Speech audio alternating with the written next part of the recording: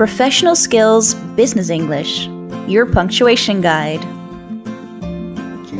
This video consists of 10 parts.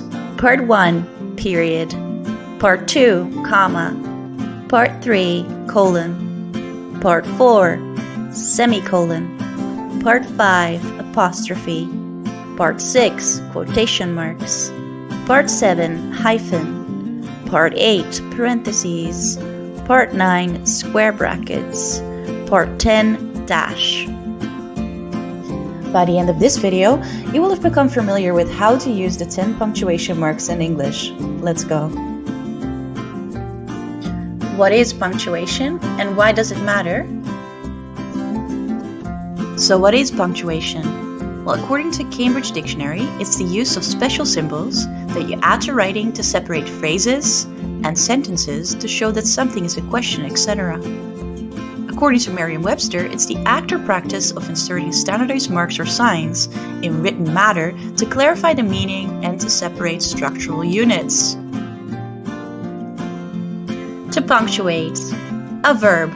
It means to add punctuation marks to writing so that people can see when a sentence starts or finishes. It also means to mark or divide written matter with punctuation marks. Being able to do it well matters because it's a tool to get your message across well, and it makes the life of your reader a little easier. Pause the video here, look in the description box, and answer the question in A.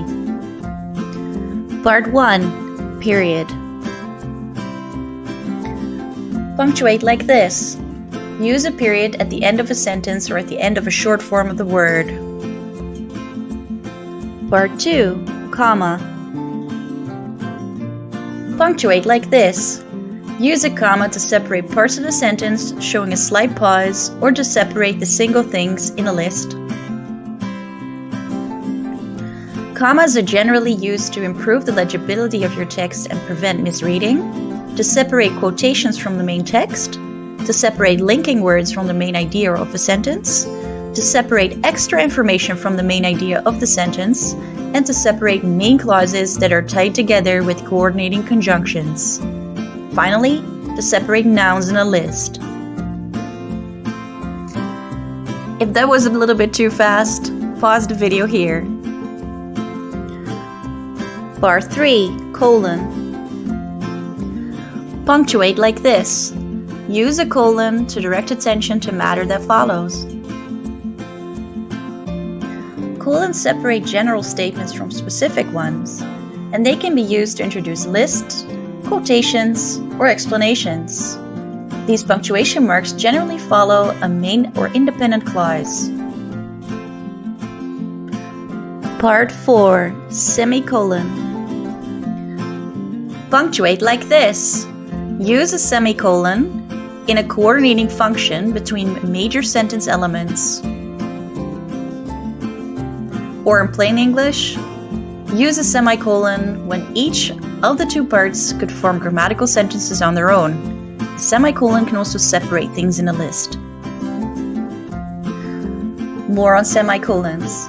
So a semicolon is used when the second clause continues explaining the content presented in the main clause, so the information between these clauses can be considered being closely connected.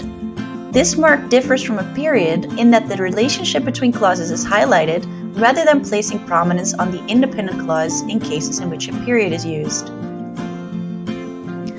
Part 5, apostrophe. Punctuate like this. Use an apostrophe to indicate the omission of letters or figures, the possessive case, or the plural of letters or figures. Alright, so in plain language, it means to use an apostrophe to form contractions, to make lowercase letters and numbers plural, and to form possessives. Part 6, quotation marks. Punctuate like this. Use quotation marks to show that someone else has written or said it. The English language has two types, the inverted double ones and the inverted single ones. The double ones are used for direct speech, or quotations in general, and the single ones are reserved for quotations within quotations. Part 7, hyphen. Punctuate like this.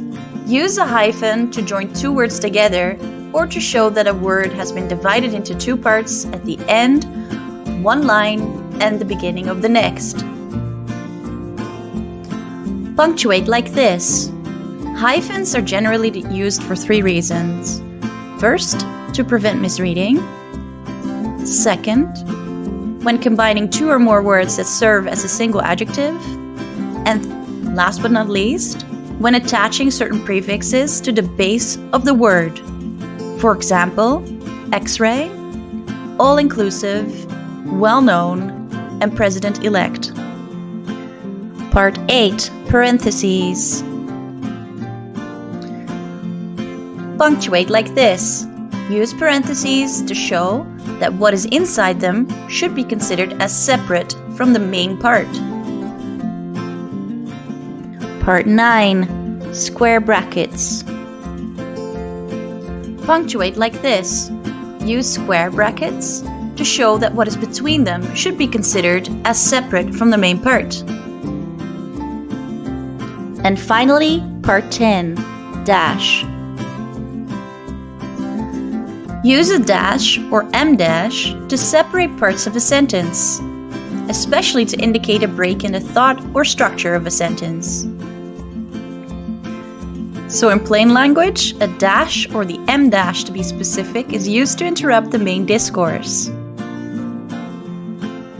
So what is the difference between commas, dashes, and brackets?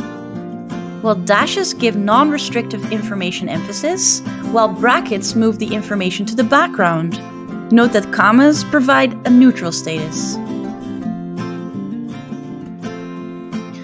Pause the video here, look in the description box, and answer the question in B. What's next? Well, first of all, I'd recommend reviewing the punctuation marks as discussed in this video. And the next time that you're composing a document, carefully look at how you're using punctuation, if you're doing it in the same manner. Pause the video here, look in the description box, and answer the questions in C.